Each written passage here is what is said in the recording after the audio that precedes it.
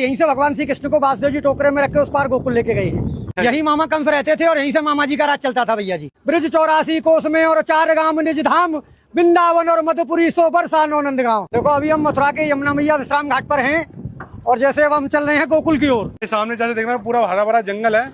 जंगल नहीं है ये, अच्छा, इसको बोलते हैं वृंदावन। वृंदावन, हाँ, ये भगवान श्री कृष्ण की गौचार भूमि है। भगवान गोकुल से गैया चराते हुए और ऐसे वृंदावन जाते थे भैया जी। देखो ये इधर दिखाइए, ये सामने है गोकुल गेट। जब भगवान को रात को 12 बजे वासुदेव जी टोकरे में रख के उस पार से इस पार गोकुल लेके आए हैं।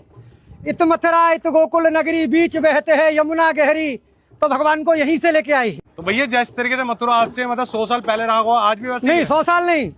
मथुरा द्वापर में भी थी, मथुरा त्रेता में भी थी और मथुरा आज भी है और अनंत काल तक रहेगी। मथुरापुरी को ब्रजमंडल बोला जाता है। अब देखो ये सामने कंस का किला है भैया जी। अच्छा, यही मामा कंस रहते थे और यहीं से मामा जी का राज चलता था भैया जी। मतलब कि वो रहते यहाँ पे थे। हाँ। और जेल उन्होंने कहीं और बनाई। जेल 1 किलोमीटर है यहाँ से। जो भगवान श्री कृष्ण का जन्म हुआ, देव की वासुदेव जी को कंस बंद कर रखता, वो 1 किलोमीटर है यहाँ से। और कंस का अखाड़ा यहाँ से 1.5 किलोमीटर है, जहाँ भगवान का कंस के साथ में युद्ध हुआ है। क्योंकि भगवान के साथ में कंस का जो शस्त्र युद्ध नहीं हुआ, मल्ल युद्ध हुआ। भगवान ने ब्रज में 4 चीज तो की नहीं। कभी पैर में पादुका नहीं पहनी भगवान ने। दूसरे नंबर भगवान ने कभी मुकुट धारण नहीं किया। तीसरे नंबर भगवान ने कोई शस्त्र ग्रहण नहीं किया और भगवान ने कभी शरीर पे कपड़े नहीं पहने।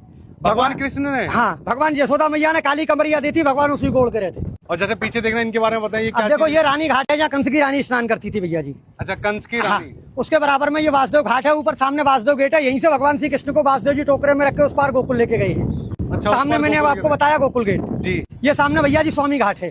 स्वामी घाट? हाँ, स्वामी घाट बोलते हैं इसको।